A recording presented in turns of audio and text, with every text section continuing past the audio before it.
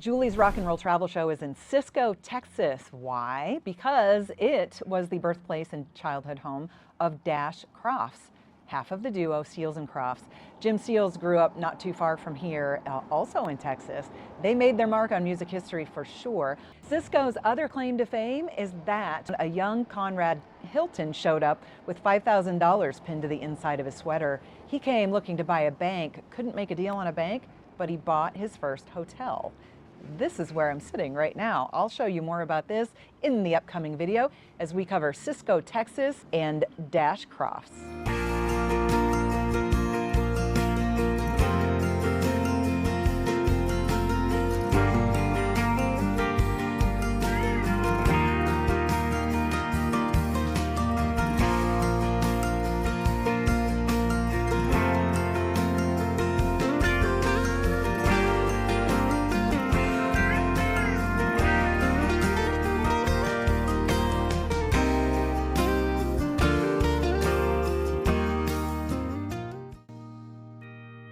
Out here in the wide open stretch of West Texas, just off Interstate 20, there's a town that most people pass by without even realizing how many stories live in its streets. Welcome to Cisco, Texas, a small place with a surprisingly big footprint. Cisco started in the late 1870s as a frontier stop called Red Gap, but everything shifted in 1881 when two major railroads crossed right here. The whole settlement picked up and moved to the junction. And they adopted a new name, honoring railroad financier John A. Cisco, and suddenly Cisco was a rail hub buzzing with travelers, ranchers, and opportunity. And the stories that followed, pure Texas. In 1927, Cisco became the backdrop for the infamous Santa Claus Bank Robbery, a chaotic heist that turned the whole town into the center of a statewide manhunt. A few years earlier, a young salesman named Conrad Hilton arrived in Cisco prepared to purchase a bank. He couldn't make a deal for that. But while he was in town, he noticed the hotels were full with a steady flow of visitors and men looking to get a piece of the action. So Hilton bought his very first hotel right here. It was the spark that launched a global hotel empire. It now contains the local Chamber of Commerce.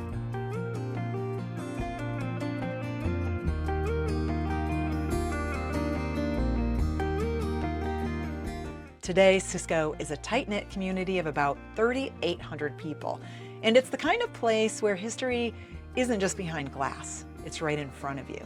You can walk through the Hilton Center, explore the little Cisco Museum, check out exhibits on the bank robbery, or just wander through some of its quaint little shops. This is a town with grit, charm, and the stories sneak up on you. Proof that some of the best stops on a Texas road trip aren't the biggest towns, but the ones that surprise you when you pull off the highway.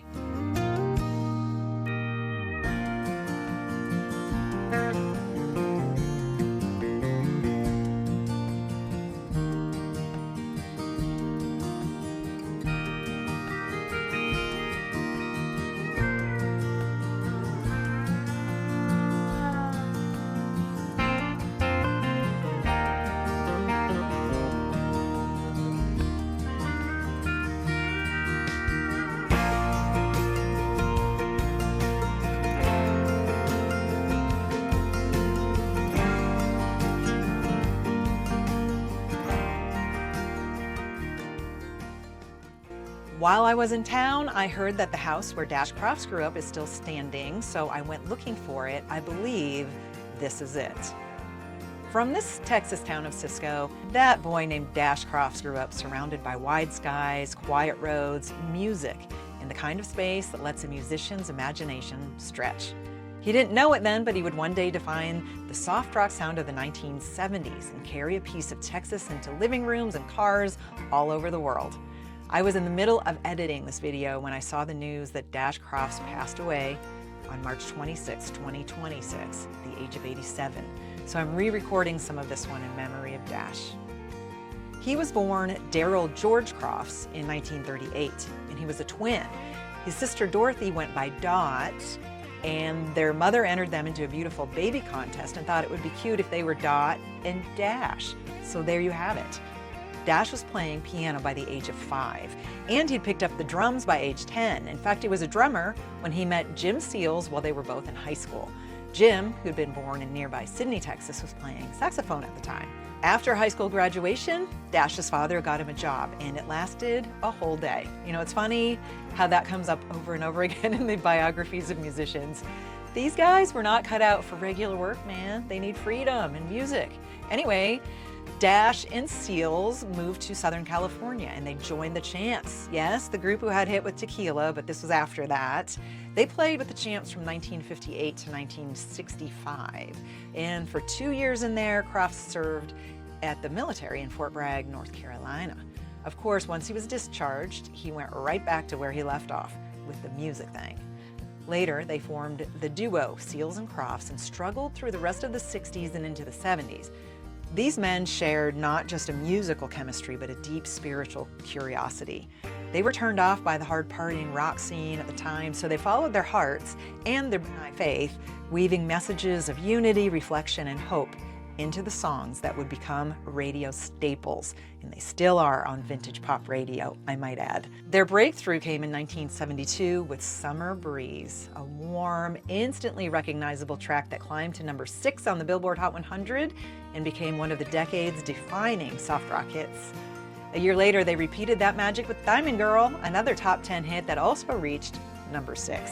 And in 1976, Get Closer, featuring Carolyn Willis on vocals, gave them a third top 10 single, again peaking at number 6 on the Hot 100.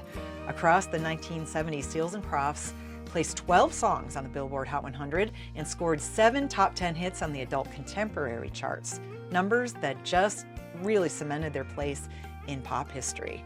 But what made them stand out wasn't just the chart success, it was the heart behind the music. Songs like Hummingbird and We May Never Pass This Way Again carried gentle, spiritual messages, reflections on purpose and connection, and the fleeting nature of life. They weren't afraid to let their beliefs guide the art, even if it meant taking risks in a pop landscape that did not always reward sincerity. And the Texas roots just ran deep.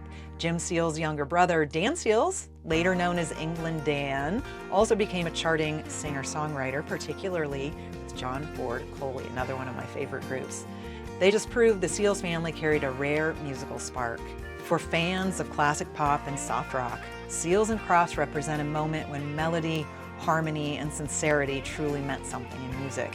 That kid from Cisco, with his mandolin voice and pure musical talent, helped create a sound that still drifts through open windows every summer evening.